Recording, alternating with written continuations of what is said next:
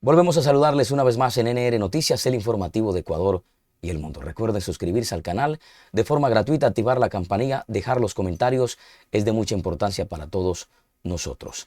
Y además, no olviden seguirnos en nuestra nueva página en Facebook como NR Noticias Ecuador. Vamos a arrancar con la información muy interesante para el día de hoy.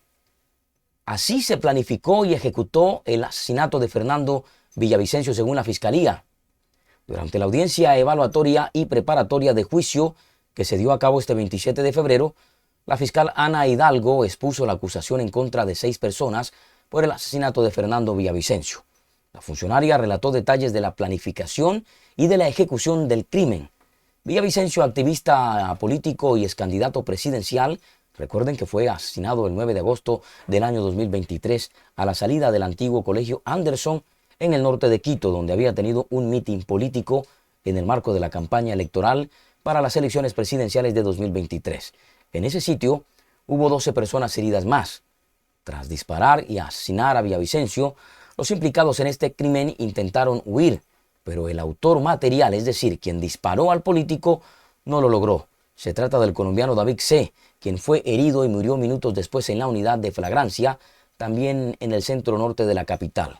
De inmediato, la policía se activó y empezó a investigar al resto de los responsables, quienes lograron huir tras divisar o revisar las cámaras de seguridad de una panadería cercana al colegio Anderson. Inteligencia policial identificó a uno de los criminales, conocido con el alias de Chupado. Rastreando a este personaje, las autoridades llegaron a una casa ubicada en el sector de Monjas, en el oriente de la ciudad. En este allanamiento en el lugar, los policías encontraron escondidos a 6 sujetos colombianos, que en su poder tenían 13 teléfonos, 3 tabletas y además de ello tenían droga. Además, en el exterior de esta casa se halló un vehículo sin placas y a su interior una maleta. En esa maleta, la policía encontró un fusil, un subfusil, 4 pistolas, 384 cartuchos de diferentes calibres y 3 granadas de fragmentación de uso militar.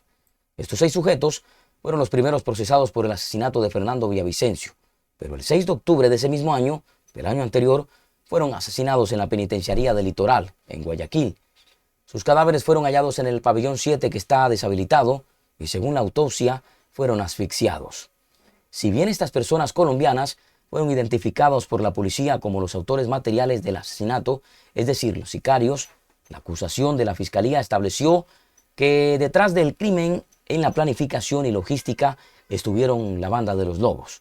Tras la muerte de David C., un militar que estaba cerca de la escena del asesinato recibió un teléfono que habría pertenecido al tirador. Este militar a su vez lo entregó a la policía e ingresó a cadena de custodia. En ese teléfono, tras la pericia de extracción de la información, los agentes hallaron llamadas y mensajes con un teléfono de un número proveniente de Estados Unidos, que había sido identificado como INB1. Según el Ministerio Público, ese número era usado por Carlos Edwin A., identificado con el alias de Invisible y como cabecilla de una facción de los Lobos. Alias Invisible estaba detenido en la cárcel de Cotopaxi en ese momento, pagando una condena por tráfico de armas cuando se cometió el asesinato.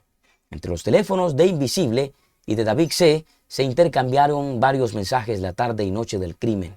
Carlos A., por ejemplo, escribió al sicario una frase muy particular, que fue una de las que llamó mucho la atención.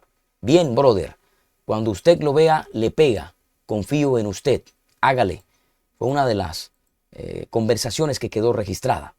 Luego del hecho, en cambio, en el teléfono de David C. se hallaron 2 mensajes de audio, es decir, nota de voz, que habían sido borrados minutos después en su envío.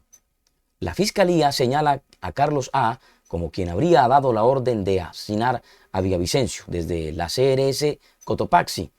Pero ¿cómo la Fiscalía asoció ese número extranjero con alias Invisible? Pues la clave es un video que Carlos A. había enviado en la mañana del 9 de agosto, es decir, la mañana del crimen, a David C. En esas imágenes se observa una habitación con una cama, un hombre con un metal en su mano y otro hombre acostado. Tras el asesinato de Fernando Villavicencio, el 30 de agosto de 2023, la policía hizo un operativo en la cárcel de La Tacunga. Y tras una pericia de acotejamiento, se determinó que la habitación del video era una celda sin número del CRC Cotopaxi, que era habitada por Carlos A. En ese lugar además se encontró un cepillo de dientes, una rasuradora y un peine.